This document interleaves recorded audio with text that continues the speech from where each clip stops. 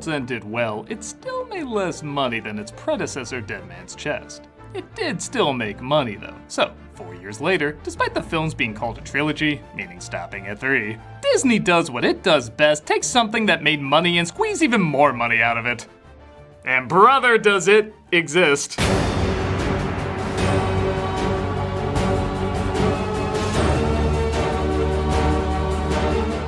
Give it World's End credit, it may be the worst of the movies, but I do remember it. I was actually kind of astonished how little impact on Stranger Tides left on me.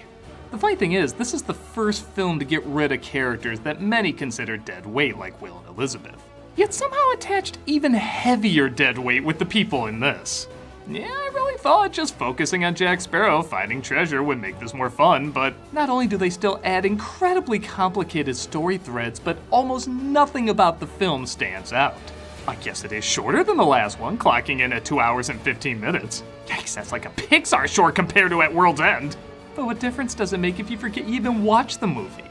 Well, we're gonna take a closer look and see where it all capsized. This is... I already forgot. On Stranger Tides, thank you.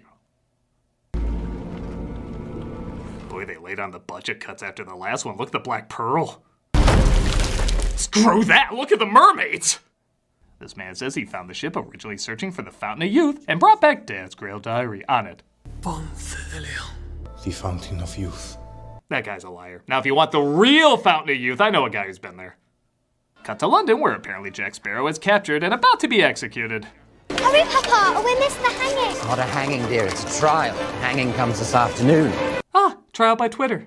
Nah, I'm just kidding. They never give a trial.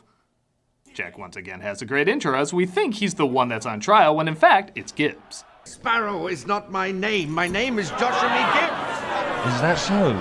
It says Jack Sparrow here. Ah, when Santa Christ got drunk and dressed like Will Ferrell from Zoolander. That was a fun Thanksgiving. He gets Gibbs off the hook and says he needs him to find the Fountain of Youth with the map he has. I thought you were employed elsewhere or otherwise engaged. But I always listened like a thief for news of the Black Pearl. Also, Jack, nobody's buying your natural blonde. You look like Wolverine Papa Smurf. Touché. He's captured again, though. Yeah, he's April O'Neil. I'm convinced he's captured more than he roams free in these movies. And he's talked to by that guy the 90s always called, oh hey, that guy.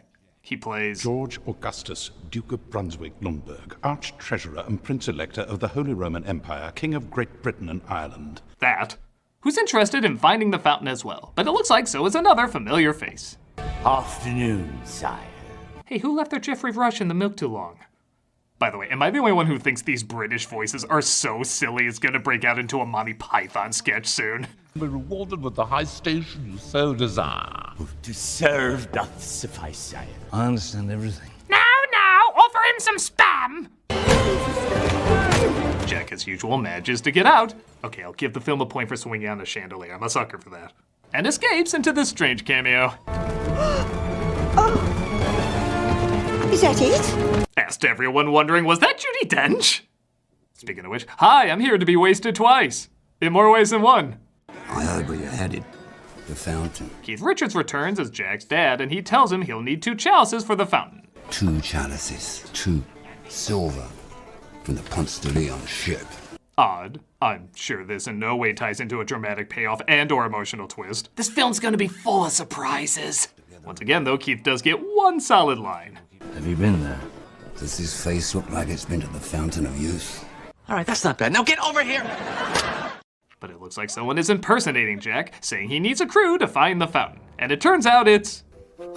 No, it's too stupid. Indeed it is. It's his girlfriend, Angelica, played by Penelope Cruz, dressing like Jack and somehow fooling all these people.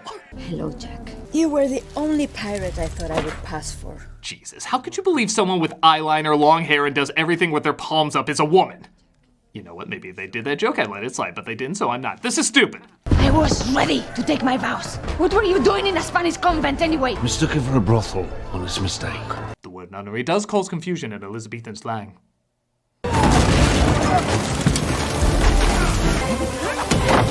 Dang it! Why do we always corner people over trap doors in movies like this? About the fountain, what do you know? She reveals she's looking for the fountain as well, but he's knocked out before she can say more. Meanwhile, Gibbs is about to be hanged by Barbossa if he doesn't hand over the map. You must lie in your bed the way you made it.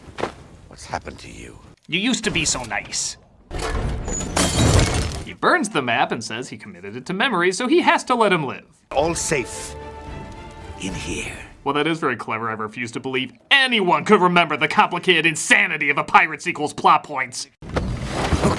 Show a leg, sailor! Jack wakes up aboard Angelica's ship with a crew that's half zombie, half idiot. Pretty much how you'll feel after watching most of this. Zombie fight.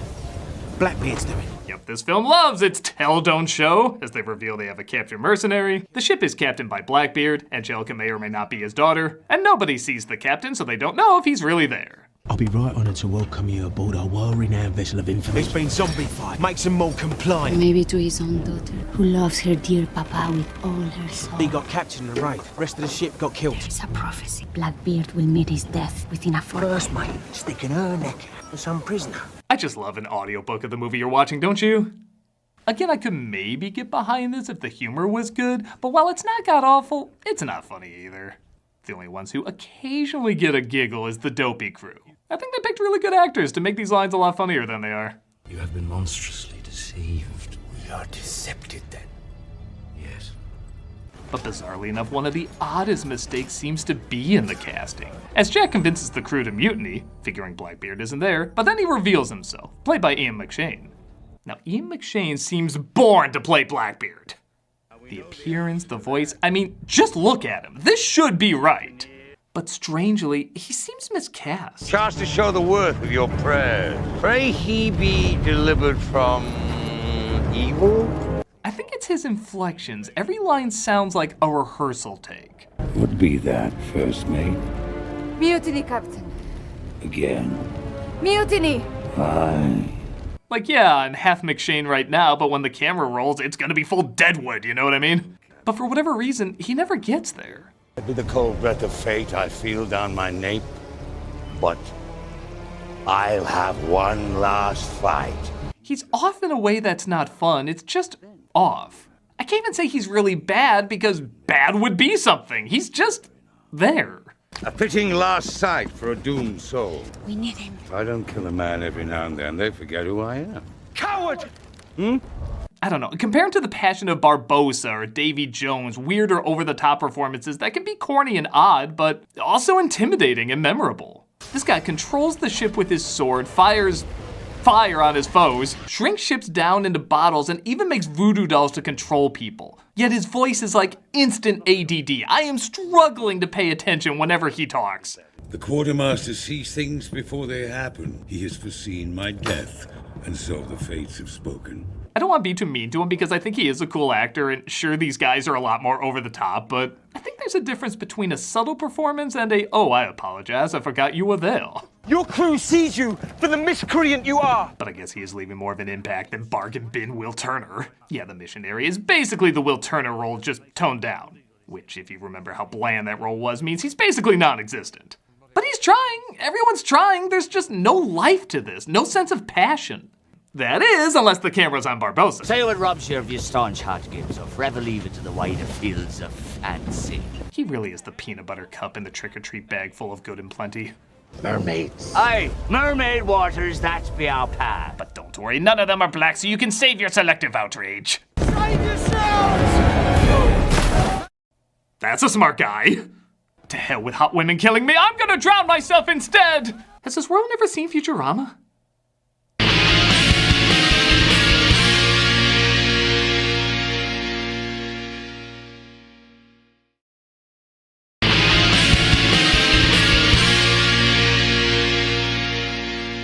To negotiate with Angelica via dancing, which sounds fun, but is somehow even more boring than the regular exposition. Where we shall bathe one another in equal shares of fame. And I'll tell you the ritual of the fountain. Maybe because the dancing is more waddling in place?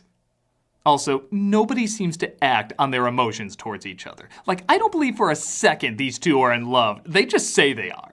You recall Saint Dominic? I tried to kill you in Saint Dominique. Either or. Angelica says she legit wants a connection with her father, but you don't feel that between these two. You barely even see them together. I want a father, Jack. I haven't had one. Everything is described, not felt. It's like the difference between watching a porno and hearing an instructional guide on sex. Speaking of which. I heard it said a kiss from a mermaid protects a sailor from drowning. Don't be a fool. Mermaids are all female, son. They're kinda like reverse Smurfs in that way.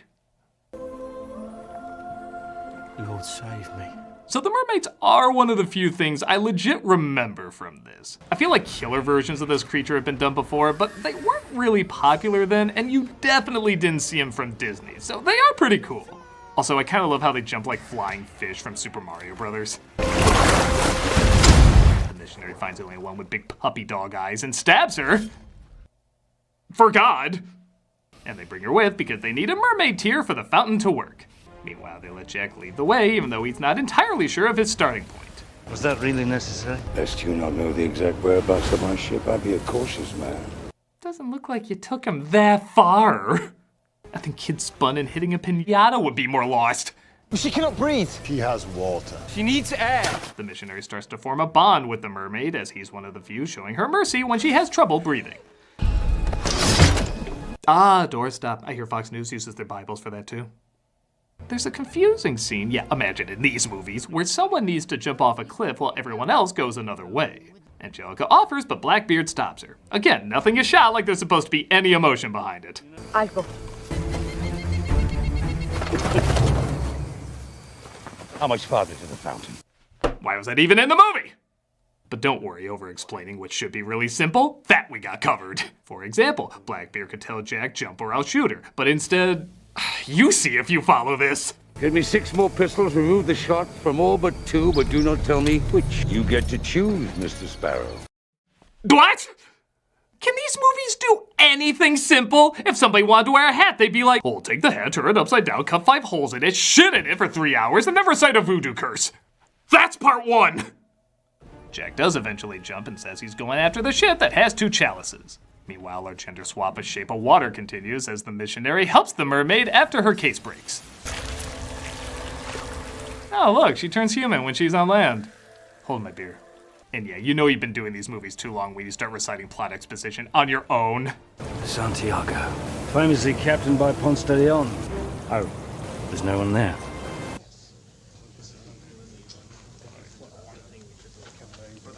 He makes it to the ship, as well as Barbossa, and they discover the Spanish are searching for it too and have taken the chalices.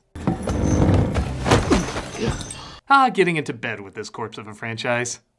He teams up with Barbossa's crew, including Gibbs, to try and get the chalices back, and while doing so, he reveals his plight. What's your play, Jack? There is a damsel. You're rescuing a damsel? If there's a damsel in this series that always needs to be rescued, Jack, it's you. I may have had, briefly, mind you. Feelings? All right, feelings, damn you. Oh yeah, these two have a ton of chemistry. The way they explain plot and... I don't know, can you think of anything else they did? That must be them right there. They find the chalices and manage to sneakily get them away.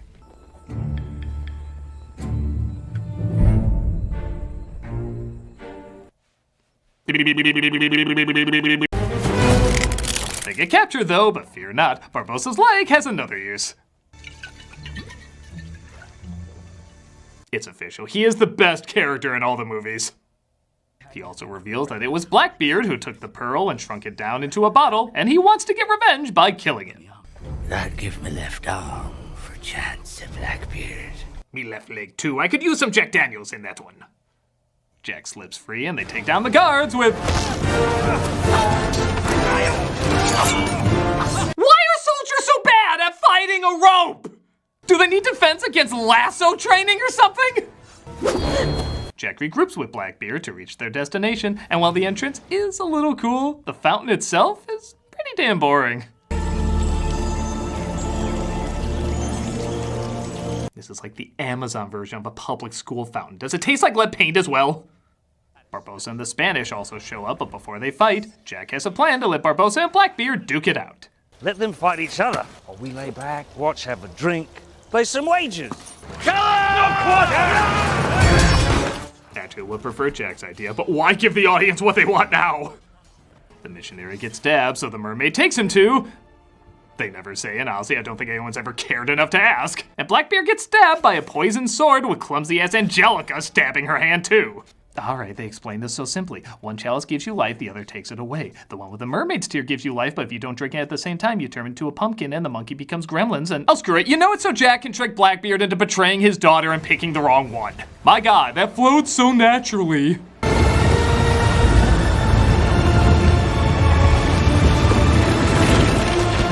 He chose poorly. So what does he do with the woman he said he had feelings for like no other? One pistol, one shot. Love. Barbossa takes Blackbeard's ship. Jack gives honestly an okay speech about why he didn't drink from the fountain. To not know which moment may be your last. Every morsel of your entire being alive to the infinite mystery of it all. Yeah, also just doing this movie's math on how to drink from it would probably kill you anyway. And we end on the most underwhelming note any of these movies have ever ended on. It's a pirate's life for me. Savvy. Oh, are we done? That ended more like a Seth Rogen comedy than a Pirates film. Whatever. We didn't film it like it was the last one, so it won't be the last one. Oh, but don't get too comfortable, Jack, because that voodoo doll that barely did anything in this makes an appearance in the end credits. Oh, what crazy possibilities are in store for... We never see it again. Why do you keep pretending these are planned out? And that was Pirates of the Caribbean... line on Stranger Tides. Honestly, I think it could have been a lot stranger. I guess I can't say it's an awful movie because, in many respects, it doesn't try hard enough to be awful. I didn't like it World's End, but for all its faults, it did take risks. There was passion behind it. This one just leaves you with so little, especially in the memorable moments department. Nobody has any drive that comes across, with the exception of Rush, who's always entertaining as hell. It just feels like a Pirates sequel that exists just to be another Pirates sequel. I wasn't facepalming in pain watching it or anything, but is it better to get through a memorable disaster or stare blankly at nothing? I guess you can make the call on that, as Pirates Month is almost complete with one more film. So drink up, me hearties. It's a pirate's life for at least one more go. I'm a nostalgia critic guy, remember? So you don't have to. Be rewarded with the high station you so desire.